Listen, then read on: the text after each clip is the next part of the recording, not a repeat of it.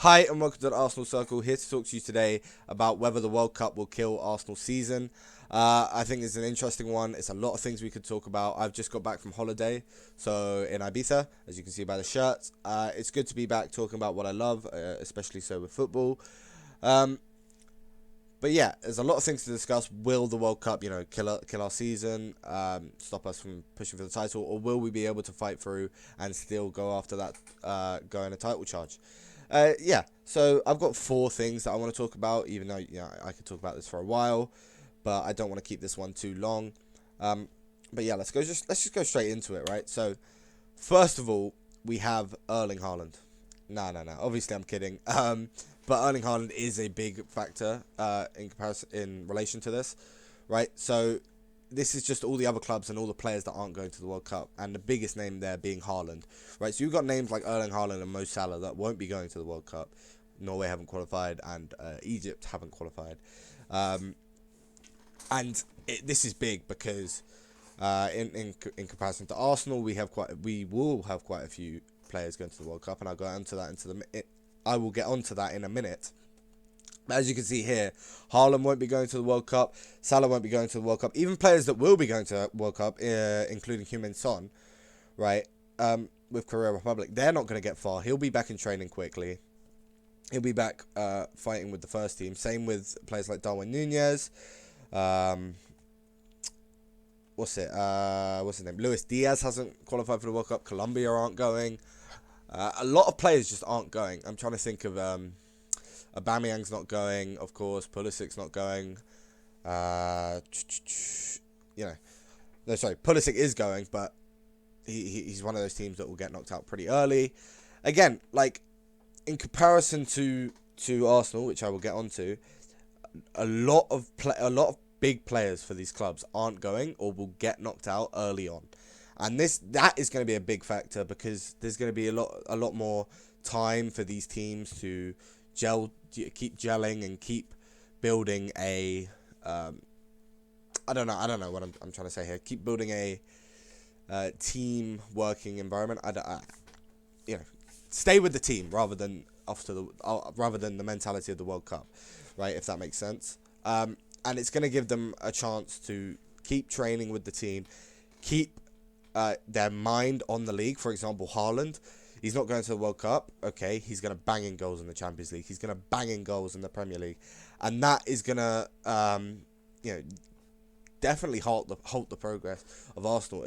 Same thing goes for the Liverpool players that I've mentioned. The whole Liverpool front three will be back from the World Cup quickly. Yeah, it's not good. It's not good. In comparison to the point number two. A lot of Arsenal players will be going to the World Cup. I think only a couple of our starting 11 won't be going. Odegaard won't be going. Tierney won't be going. Zinchenko won't be going. Who else? I think that might be it. Right? I'm pretty sure that's it. I think everyone else in our starting 11 will be going. And that's bad, right? If you want to look at it as well, the players that are going, most of them will be there for a while, right? Apart from Tomiyasu and maybe Partey and Xhaka, right? These three players won't be there for a while. But the players that will be, Saka will be there for quite a bit because I expect England to go, maybe to a semi-final. Same thing goes for Ramsdale and Ben White, who will be called up.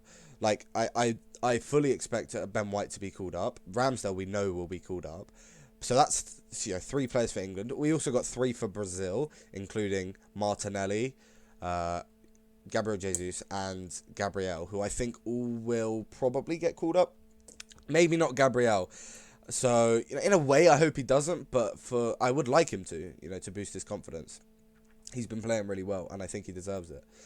But, I mean, if you look at this, right, of the players I've just mentioned, the important players for us, the front three and the back four, will be at the World Cup for a long time. William Saliba is another one who will be there for ages, right? And he's so essential to us. So we won't have a time to stay as a team. They'll be in the World Cup mindset, the tournament mindset, and they'll be coming back to Arsenal, not ready. They'll be fatigued, a lot more so than the City players, than the Liverpool players, than some of the Chelsea players, and I don't. It's not gonna benefit our season, and this might prevent us from doing big things, right? This might prevent us from challenging for the title. This might warrant a fall off, and I think we're already seeing a lack of fitness from players like Saka.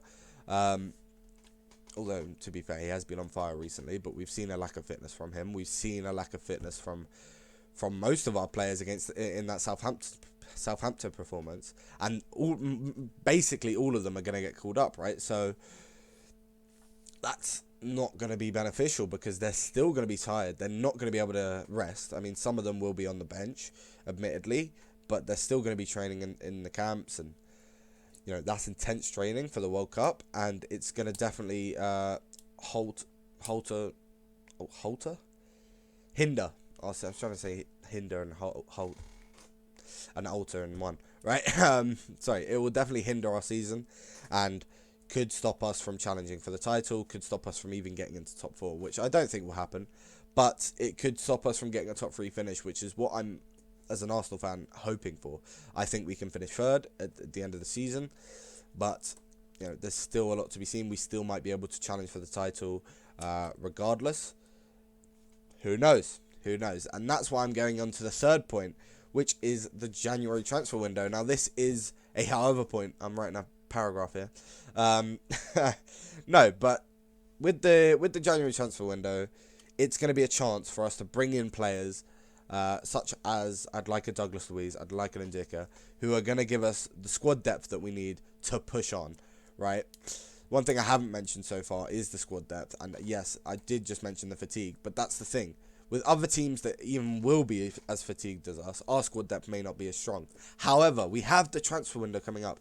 I would love an Ndicka to rival Gabriel. I'd love a Douglas Luiz to get to rival Xhaka in the midfield position, although I do think Xhaka should start. And, would not only rival Xhaka, but Partey as well, which is nice. And, yeah, I'd love those two positions. Those two positions would give us depth in basically every position on the pitch, which is what we want to see. And if we can pull off a decent transfer window, that will definitely boost us into a title fighting position come the end of the World Cup, and it will show that the World Cup won't affect us as badly as as we can see from the first 2 points, right? Which also moves me on to my fourth point, which is it says that passion, energy and clarity, I think it is, makes up Arsenal FC, but that's true. Mikel Arteta has done such a good job at rejuvenating this Arsenal team, at getting them playing great football, that I don't think that the World Cup, and this is my underlying point, I don't think that the World Cup will affect us as badly as a lot of people are saying, because I think I think Arteta has got the players so riled up, so motivated, and we're in such a good position going into the World Cup that come after the World Cup, they're going to be laser vision focused on the Premier League and doing well. And I haven't even mentioned the Europa League as well, which we hopefully can go far in, maybe win it.